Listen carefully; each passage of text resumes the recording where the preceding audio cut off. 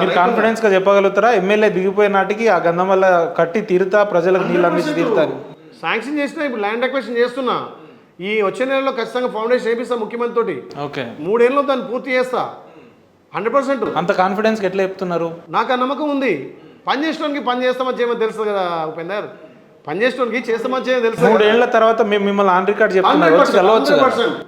నిన్నే తీసుకొస్తా గంధమల్ల చెరువు కట్ట మీద నీకు ఖచ్చితంగా ఇంటర్వ్యూ తీసుకుంటా.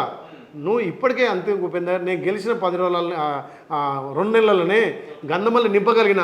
అవును, గత ప్రభుత్వంలో కట్టిందే కదా కొండపోచమ్మ, మల్లన్న సాగర్.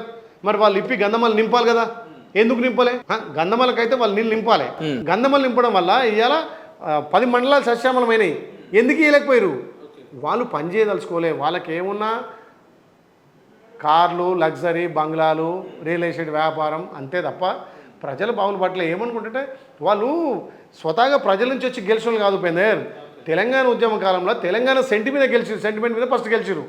రెండోసారి కేసీఆర్ బొమ్మ చూసి కేసీఆర్ ముఖం చూసేసి తప్ప వాళ్ళు స్వతహా కాదుగా. మీరు ఒకటి గుర్తుపెట్టుకోండి, ఒక ఓసీ మీద ఒక బీసీ బిడ్డ బీర్లైలే 50,000 మెజార్టీ గెలిచిరంటే ప్రజలకు ఎంత చేరువ ఉండి, ప్రజలకు ఎంత సేవకుడిగా ఉండి, ప్రజల మనసు దోచుకున్నా కాబట్టి నాకు ఆ రకంగా మెజార్టీ ఇచ్చి గెలిచాను. గత 50 సంవత్సరాల నుంచి ఆలేరు కాన్షియస్ పుట్టినప్పటి నుంచి కూడా ఎవరికి 50,000 మెజార్టీ రాలే. అంటే నేను అంత కాబట్టి సేవ చేసా కాబట్టి అతను మమేకమైన కాబట్టి, అరే మా బిడ్డ వస్తే ఖచ్చితంగా పనులు చేస్తాడు, మా బిడ్డ వస్తే మాకు అందుబాటులో ఉంటాడు అని నమ్మకంతో గెలిపించారు.